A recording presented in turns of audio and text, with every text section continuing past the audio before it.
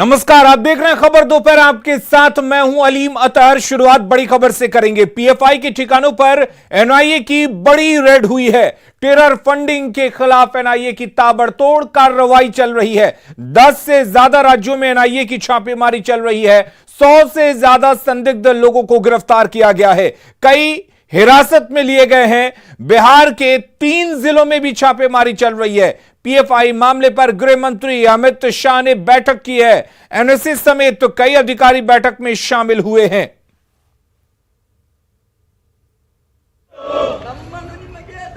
केंद्रीय गृह मंत्री अमित शाह के आवास पर एक महत्वपूर्ण बैठक प्रारंभ हुई और इस वक्त मैं आपको दिखाना चाहेंगे केंद्रीय गृह मंत्री के आवास पर जो महत्वपूर्ण बैठक चल रही है। तमाम अधिकारी अंदर में मौजूद हैं और जिसमें कि केंद्रीय गृह सचिव और इसके साथ साथ केंद्रीय जांच एजेंसी एनआईए के अधिकारी मौके पर मौजूद हैं। केंद्रीय गृह मंत्रालय के कई जो अधिकारी हैं वो मौके पर मौजूद हैं और यहाँ पर जिस तरह से आज पीएफआई संस्था से संबंधित सर्च ऑपरेशन को अंजाम दिया जा रहा है, तो इसी मामले की गंभीरता को देखते हुए इस महत्वपूर्ण बैठक को अंजाम दिया जा रहा है। और जिस तरह से अगर बात करें कि जिस तरह से आज तकरीबन 10 राज्यों के 106 से ज़्यादा लोकेशन पर सर्च ऑपरेशन को अंजाम दिया जा रहा है, तो ये मसला बेहद महत्वपूर्ण है। लिहाजा इस मामले की गंभीरता को देखते हुए केंद्रीय गृह मंत्री के आवास पर यह महत्वपूर्ण बैठक को अंजाम दिया जा रहा है। और खास तौर पर जिस तरह से पीएफआई संस्था की बात करें, जिस तरह से कई राज्यों में पीएफआई संस्था से संबंधित महत्वपूर्ण जो एक कहा जा रहा था पिछले कई सालों से संदिग्ध कार्रवाई चल रही थी और जिस तरह से बाकायदा उन तमाम संदिग्ध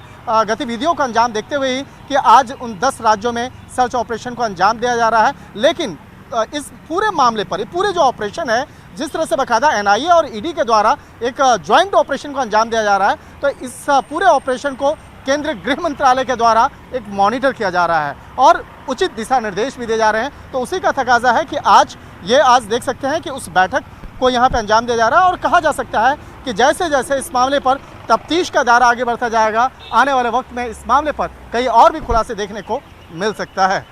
वीडियो जर्नलिस्ट कार्तिक के साथ शंकर आनंद, न्यूज़ 18 दिल्ली। और चलिए अब आपको 10 तस्वीरें दिखाते हैं और ये 10 तस्वीरें छापेमारी की है। जहां पर छापेमारी हो रही है वो तस्वीरें आप देख सकते हैं। दिल्ली में छापेमारी चल रही है, महाराष्ट्र के पुणे में छापेमारी चल रही है, केरल के तिरुवनंतपुरम में छापेमारी चल रही है, वहीं तेलंगाना के हैदराबाद में छापेमारी चल रही है, जबकि कर्नाटक के बेंगलुरु, असम के राजधानी गुवाहाटी, एमपी के इंदौर में छापेमारी चल रही है। बिहार के पूर्णिया की भी तस्वीर आप देख सकते हैं जहां पर एनआईए एक बड़ी कार्रवाई कर रही है। राजस्थान के जयपुर और बारां में छापेमारी चल रही है।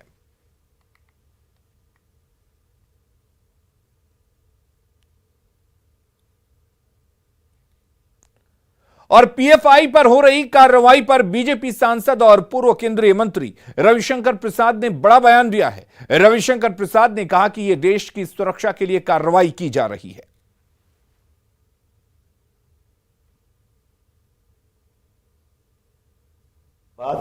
राष्ट्र की सुरक्षा के लिए कोई कार्रवाई हो रही है तो उसे होने दिया जाए और कानून को अपना काम करने दिया जाए। सिर्फ एक बात, राष्ट्र की सुरक्षा के लिए कोई कार्रवाई हो रही है तो उसे होने दिया जाए और कानून को अपना काम करने दिया जाए।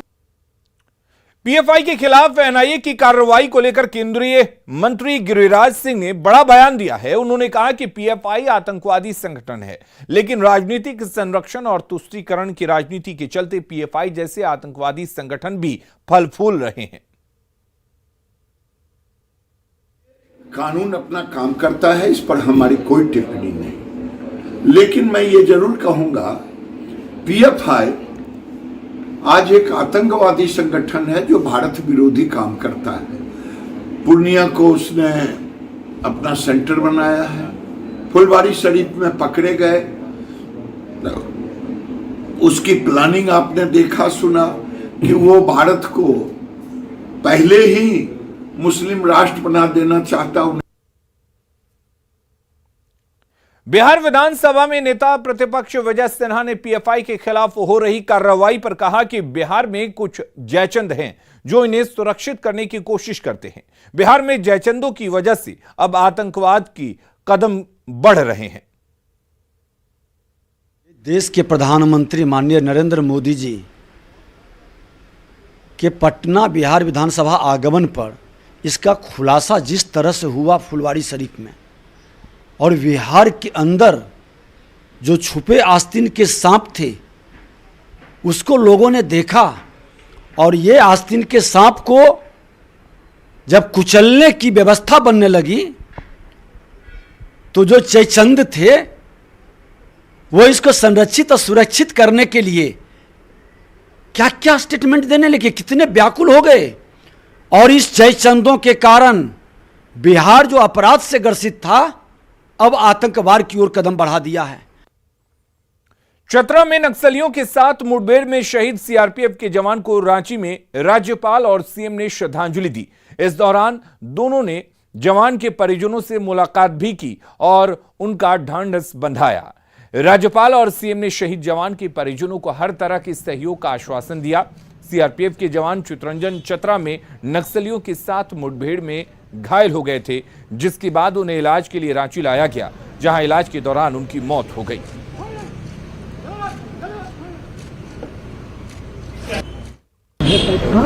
आज चितरंजन कुमार जी का घटना में दुखद निधन हो गया। 2 दिन पहले नक्सलियों से मुठभेड़ में काफी वीरता से लड़े, उनको खदेड़ा गया, लेकिन चितरंजन कुमार को एक गोली लगी। सही में कई जवान मारे गए। आज राजगीर का हमारा एक नौजवान बिहार का रहने वाला चितरंजन नाम है रहा उसका, आज वो अब हमारे बीच।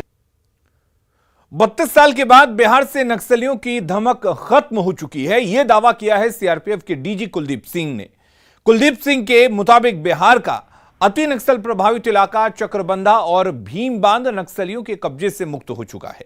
यह इलाका 32 सालों तक नक्सलियों का गढ़ रहा, लेकिन अब नक्सली वहां से निकल चुके हैं। अब बचे हुए नक्सलियों के लिए पुलिस मुख्यालय नई रणनीति बना रहा है। क्या है पुलिस का नया प्लान, जानकारी दे रहे हैं हमारे सहयोगी अमित कुमार।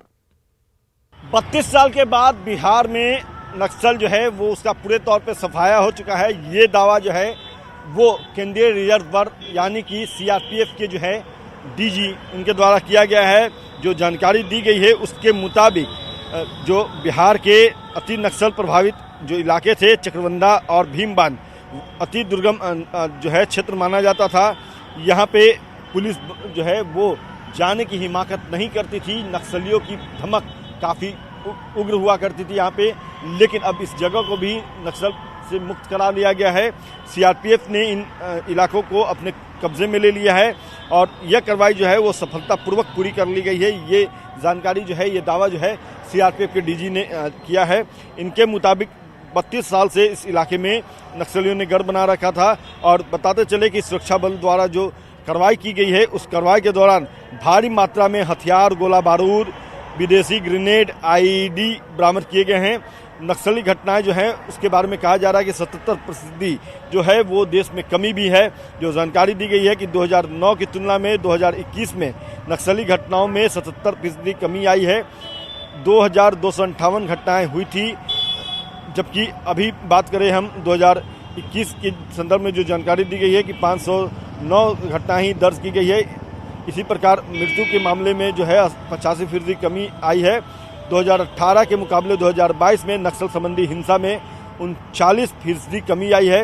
500 से ज़्यादा हथियार जो है वो नक्सलियों ने डाले हैं। तो कह सकते हैं कि गृह मंत्रालय ने जो सटीक रणनीति बनाई थी, जिसके तहत जो सुरक्षा बल द्वारा कार्रवाई की जा रही थी, वो उसका बेहतर परिणाम जो है वो सामने आया है। वहीं दूसरी तरफ बात करें तो बिहार समेत बिहार, झारखंड, उड़ीसा, पश्चिम बंगाल जो पूर्ववर्ती जो राज्य हैं उसके डीजीपी ने बैठक किया है और बैठक के दौरान जो है नक्सलियों के खिलाफ जो अभियान है जो छुटपुट जो मामले सामने आ रहे हैं उस पर भी नकेल कसने की जो है रणनीति बनाई है, सटीक रणनीति बनाई है। और दावा ये किया जा रहा है कि आने वाले दिनों में नक्सलियों का पूरे तौर पे सफाया हो जाएगा, क्योंकि अभी आंशिक रूप से नक्सली जहां तहां लेवी की मांग करते हुए सामने नजर आते हैं। घटनाएं इस तरह के मामले सामने आते हैं और यह भी जो है जल्द ही इस पर नकेल कस दी जाएगी सुरक्षा बलों के द्वारा। बिहार पुलिस, झारखंड पुलिस, उड़ीसा, छत्तीसगढ़ और पश्चिम बंगाल जो पूर्ववर्ती राज्य है यहाँ के पुलिस बलों के द्वारा। कैमरा पर्सन अजय दुबे के साथ अमित मान, न्यूज 18 पटना।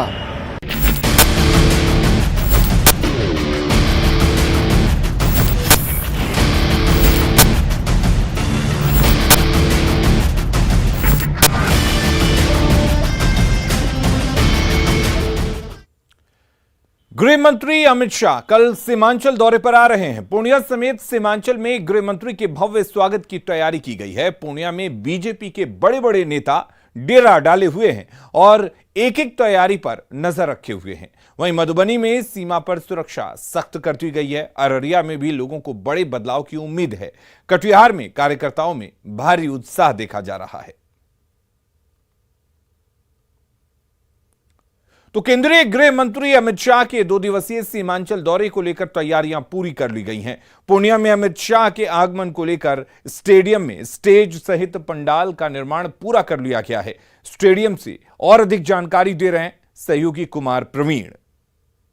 केंद्रीय गृह मंत्री अमित शाह कल पूर्णिया आ रहे हैं और पूर्णिया में इसी इंदिरा गांधी स्टेडियम में अमित शाह जन भावना सभा को संबोधित करेंगे। और आप देख सकते हैं कि ये जो बड़ा मंच बना है, ये मंच इसी मंच से अमित शाह संबोधन करेंगे। और इसके बाद ये बहुत बड़ा सा टेंट लगा है, जो ये जर्मन हैंगर टेंट कहा जाता है और ये complete water proof, fire proof tent है। और इसमें वीआईपी से लेके आम जनता और कार्यकर्ताओं के बैठने की व्यवस्था की गई है। अमित शाह के आगमन को लेकर भाजपा के कई बड़े नेता पूर्णिया पहुंच चुके हैं। लगातार वो जनसंपर्क में लगे हुए हैं, गांव-गांव जाकर लोगों को निमंत्रण दे रहे हैं। हमारे साथ यहाँ पर प्रदेश उपाध्यक्ष हैं सिद्धार्थ शंभू जी, इनसे बात करते हैं। सर, अमित शाह जी आ रहे हैं कल, किस तरह की तैयारी है? और देखिए, देश के गृह मंत्री का ये पहला दौरा सीमांचल का है। इस देश के पहले कोई गृह मंत्री इस सीमांचल के एरिया में नहीं है।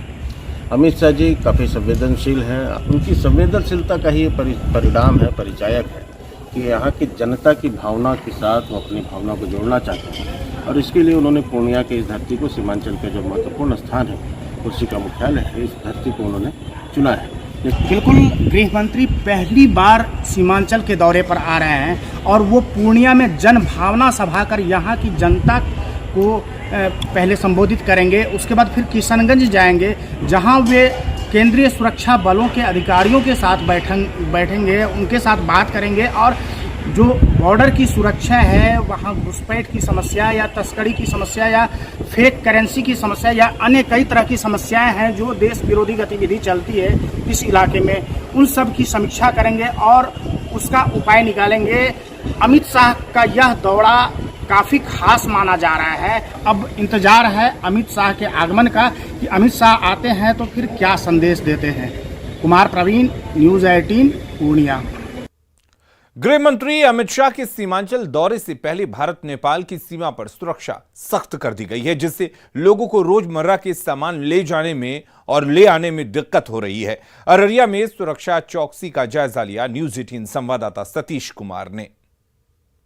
नेपाल की कृषि अर्थव्यवस्था बिल्कुल भारत पर निर्भर है। हम ये इसलिए कह रहे हैं कि तस्वीर दरअसल देखिए, यह जो महिलाएं हैं, ये महिला सिर पर जो है बोरी लिए हुए हैं और इस बोरी में जो है वो मटर है। देखिए, ये एग्री प्रोडक्ट ये 30 kg का है और ये जो है मटर का दाना है। क्या है इसमें? मटर छे ऊपर ले जा बिकते की गरीब आदमी में बेचने जा खड़ा कथी वहाँ मिले नहीं छे, नाम छो महंगा मिले छे, महंगा मिले छे। तो तस्वीर में आप देख सकते हैं कि ये जो महिला है वो सिर पर जो बोरी लादे हुए है वो यहाँ पर जो है मटर का दाना वहाँ पर ले जा रही है। तो समझा जा सकता है कि जो यहाँ जोगबनी में जो तस्करी है दरअसल उसको पेट से भी जोड़कर देखा जाता है, भुखमरी से भी जोड़कर देखा जाता है। और जो स्थानीय जो लोग हैं यहाँ पर अधिकांश जोगबनी के लोग जो हैं इसी काम में लगे रहते हैं जिसको तस्करी का नाम दिया जाता है। लेकिन इनका साफ तौर पर कहना है चूंकि नेपाल में समस्या अधिक है, महंगाई अधिक है, यही वजह है कि नेपाल के इस खुले बॉर्डर होते हुए वो भारत के बाजार से मटर खरीद कर जो है नेपाल ले जा रहे हैं, वहाँ पर वो बेचेंगे। यह जो पैकेट है ये पैकेट है जो महिलाएं हैं उन लोगों को यहाँ एसएसबी के जवानों ने रोक दिया है। उनका साफ तौर पर कहना है कि यह तो तस्करी है। ऐसे में समझना मुश्किल नहीं कि जोगबनी सीमा जो नेपाल बॉर्डर से जो सटे हुए जो लोग हैं ऐसे कार्यों में दरअसल इस तरह का जो तस्करी का काम है उनकी दिनचर्या में शुमार है। सतीश कुमार, न्यूज़ 18 भारत नेपाल सीमा, अररिया। और अब आइए जानते हैं आज के इतिहास के बारे में। आज का दिन बेहद खास है क्योंकि आज ही के दिन 2011 में पहली बार विश्व राइनो दिवस मनाया गया था। गेंडों के मामले में भारत दुनिया में पहले स्थान पर है। पटना जू में 13 गेंडे हैं और इस मामले में पटना जू दुनिया में दूसरे नंबर पर है। 2022 में विश्व राइनो दिवस की थीम है 5 राइनो स्पीशीज फॉरएवर और इसका मकसद है गेंडों की 5 प्रजातियों का संरक्षण करना। गेंडों का संरक्षण विश्व राइनो दिवस का मुख्य उद्देश्य है।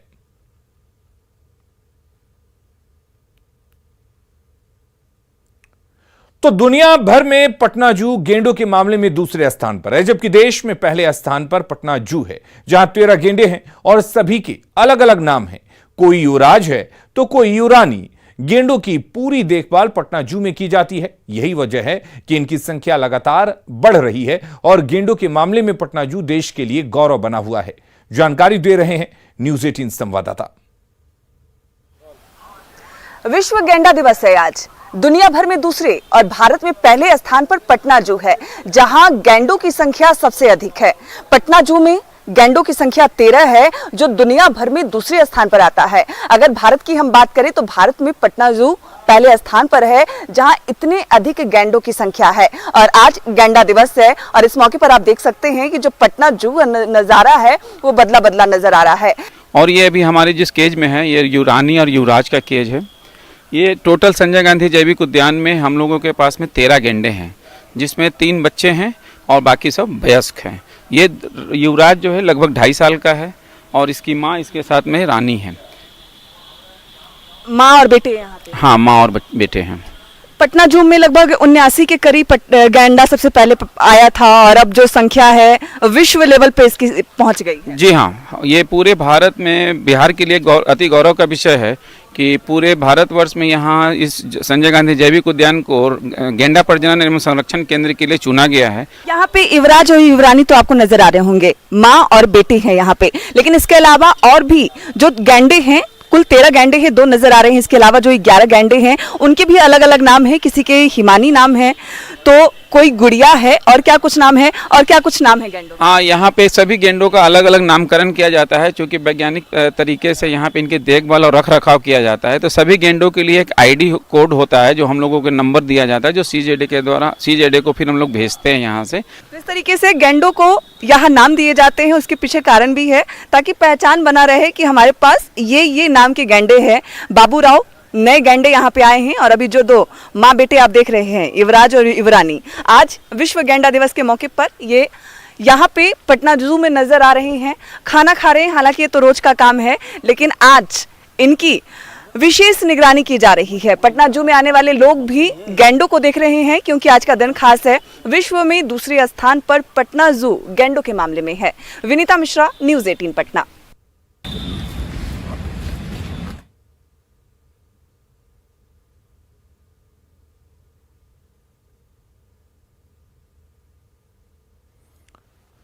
तो पटना जू में भी गेंडा दिवस को लेकर काफी उत्साह है क्योंकि पटना जू देश में नंबर 1 है जहां पर गेंडों की संख्या है। और करेंगे इस वक्त एक बड़ी खबर की। बड़ी खबर आपको बता दें, सोनिया गांधी से लालू प्रसाद मुलाकात करेंगे। नीतीश और लालू दोनों मुलाकात करेंगे। 25 सितंबर को यह मुलाकात होगी। दिल्ली में सोनिया गांधी से लालू नीतीश की मुलाकात होगी। शाम 6 बजे यह मुलाकात दिल्ली में होगी। 25 सितंबर को रैली में शामिल होंगे नीतीश कुमार। हरियाणा के फतेहाबाद में रैली होनी है। चौधरी देवीलाल की जयंती के मौके पर यह रैली आयोजित की जाएगी, जिसमें नीतीश कुमार शामिल होंगे। वहीं सोनिया गांधी से लालू और नीतीश कुमार की मुलाकात होगी। और खबरें लगातार जारी हैं। आप बने रहिए न्यूज़ 18 बिहार झारखंड के साथ।